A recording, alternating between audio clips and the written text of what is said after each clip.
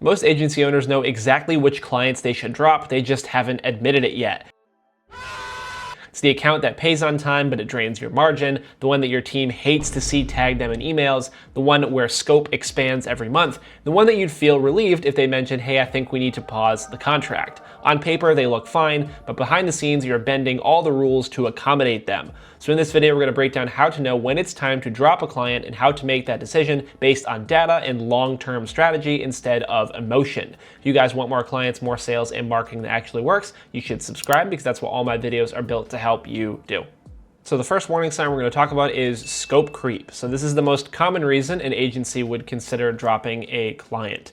So the client doesn't, gun to your head, force you to lower your prices. You end up bending your own margins. So what does that actually look like? You doing more revisions than you agreed upon initially, some quick extra requests, a bunch of additional reporting, some strategy calls that weren't scoped, and a bunch of customization outside your standard operating procedures. And at first, it feels like you're being a great and helpful service provider. But over time, it just becomes you doing a bunch of unpaid labor. So let's walk through the math on that. So let's say you charge $2,000 per month for some host of services. So originally that's 8 hours of fulfillment. The effective internal cost of that is about $75 an hour. So total cost is $600 and you profit $1,400, right? It's pretty solid. So now let's fast forward that 6 months. So this client's inexperience has now caused you 5 extra hours of revisions, 4 extra calls per month, and a bunch of ongoing reporting customization. And now you're spending 18 hours on this client. So 18 times that $75 an hour is about $1,350 of internal cost. And now your margin just dropped from $1,400 to $650. You've lost over 30% margin and you didn't even make any changes to your service pricing, right? So now let's also introduce the opportunity cost per hour. So if your agency's ideal margin requires your time to be worth, let's say, $250 an hour strategically, but you spend 4 of those hours per month calming down a difficult client on a bunch of extra calls, you're losing $1,000 of bandwidth, right? So you're losing tons of growth capacity when you have all these different clients that are constantly pushing your boundaries. The second warning sign we're going to talk about is a loss of morale. So this one is more dangerous than margin loss. So you could have one client that lowers the quality of execution across your entire company. So how does that happen? So your client is ignoring procedures, they're bypassing account managers, they're constantly questioning your expertise, and they're just creating a bunch of unnecessary urgency. So let's say you run Facebook ads for HVAC companies. You assign an account manager, there's a weekly reporting call, and all requests should go through a shared Slack channel. But one of these clients that you have starts texting you directly. He bypasses the account manager and he's sending messages like, hey, can we launch this promo today? Can we change this now? Can we pause that campaign immediately? It's all reactive because he doesn't understand any of the marketing that's happening. Now your media buyer has to drop what they're doing, which was optimizing campaigns for a bunch of other clients, to handle this one problem customer's quote unquote emergency. Now you multiply that by a few weeks, and now your performance is dipping across all these other accounts because your team is constantly reshuffling their priorities for this one really reactive and emotional client.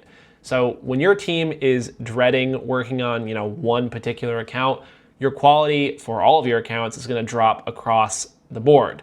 Protecting your team is not optional, and your revenue is never worth cultural damage to your business.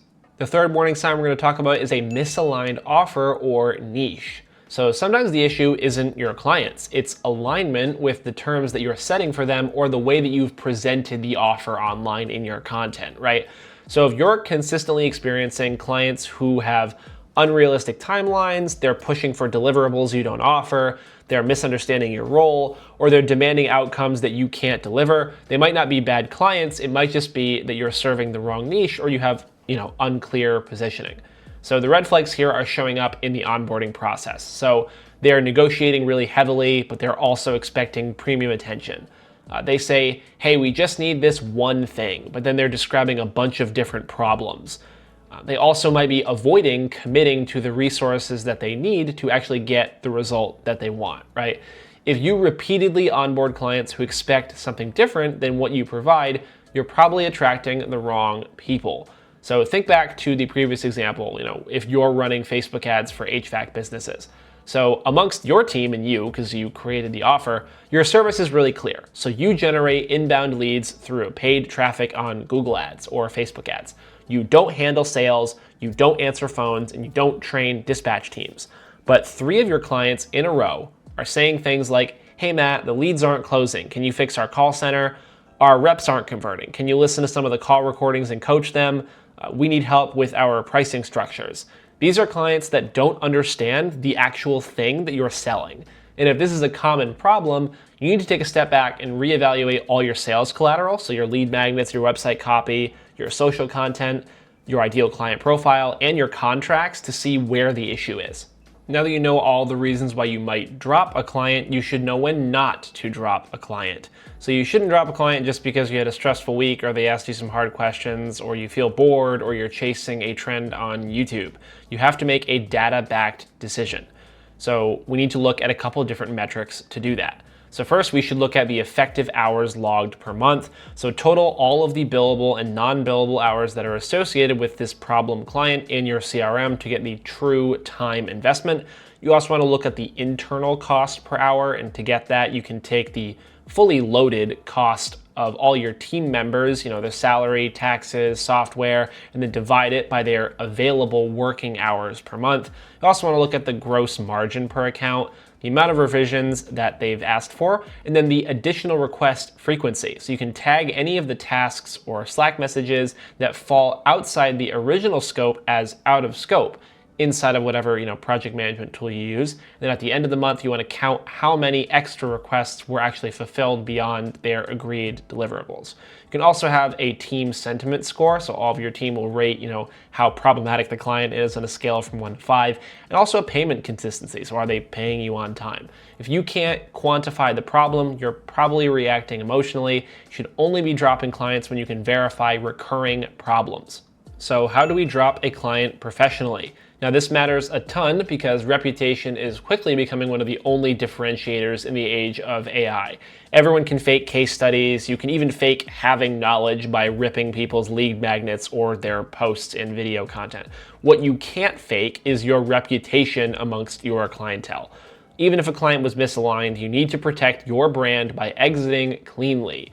So that means giving them proper notice, completing any of the promised deliverables, offering them transition documentation, maybe to help them continue to run the ads that you created, avoiding overly emotional language, and keeping the explanation factual and neutral. So let's say we wanted to let go of one of the HVAC clients from the previous example. So first, we give proper notice, and if the contract requires 30 days, you honor it. You send them a structured email stating that you're going to continue managing their campaigns through the notice period to ensure stability and performance continuity.